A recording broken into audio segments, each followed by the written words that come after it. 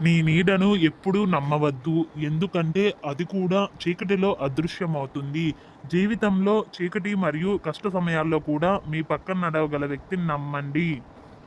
తప్పు అనేది జీవితంలో ఒక భాగమే, కానీ సంబంధం ఒక నిఘంటువు పుస్తకం. కాబట్టి ఒక్క పేజీ కోసం పూర్తి పుస్తకాన్ని పోగొట్టుకోకండి. ఖచ్చితమైన శ్వాస త్వరగా కోలుకుంటుంది. గడిపిన సమయం ఎన్నటికీ తిరిగి రాదు. సమయాన్ని వృధా చేయవద్దు.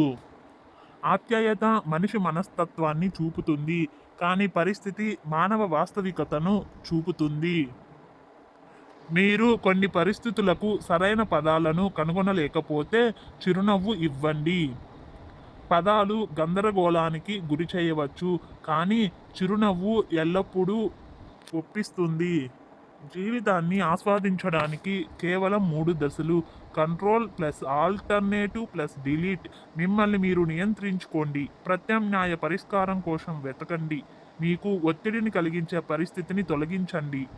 సానుకూలంగా ఆలోచించండి. అది సరైన మార్గాన్ని చూపుతుంది. ప్రతికూలంగా ఆలోచించండి. ఇది సురక్షితమైన మార్గాన్ని చూపుతుంది. సుదీర్ఘ వాదనల కంటే చిన్న సర్దుబాట్లు ఎల్లప్పుడూ ఉత్తమం.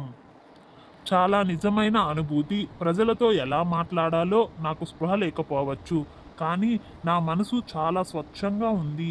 ఎవరినైనా బాధ పెట్టాలనే ఉద్దేశ్యం లేదు. గతం ఒక వేస్ట్ పేపర్, వర్తమానం ఒక వార్తాపత్రిక, భవిష్యత్తు ప్రశ్నాపత్రం, జీవితం ఒక జవాబు పత్రం. కాబట్టి జాగ్రత్తగా చదవండి మరియు రాయండి. అంతా మంచి జరుగుగాక. ప్రశ్న ఏదైనా ప్రేమతో బదులు ఇస్తే మనం గడిపే ప్రతిరోజు అందంగా ఉంటుంది. బదులు ఇచ్చే విధానంతోనే సగం ప్రపంచాన్ని గెలిచేయొచ్చు. అదృష్టం అంటే ధనం, ఆస్తులు ఉండడం కాదు. చేతి నిండా పని, కడుపు నిండా తిండి, కంటి నిండా నిద్ర, కష్ట సుఖాలను పంచుకునే సన్నిహితులు ఉండటమే. ఒకే ఒక్క రోజు బతికే పువ్వే తల ఊపుతూ విరబూసి నవ్వుతూ ఉంటే, నూరేళ్లు బతికే మనం చిరునవ్వుతో బ్రతకలేమా? బతికేద్దాం నేస్తమా. ఉన్నది ఒక్కటే జీవితం. నీ జీవితమే నీకు టీచర్. నీ జీవన గమనంలో అది నిరంతరం పాఠాలు నేర్పుతూనే ఉంటుంది. ఒక పనికి సంబంధించి ఎక్కువ సమయాన్ని ఆలోచించటానికే వెచ్చిస్తుంటే నీవు దాన్ని ఎప్పటికీ పూర్తి చేయలేవు. నువ్వు నిజంగా జీవితాన్ని ప్రేమిస్తుంటే సమయాన్ని వృధా చేయవద్దు. ఎందుకంటే జీవితాన్ని నిర్దేశించేది సమయమే. ఓటమి అనేది ఒక ఆలోచన.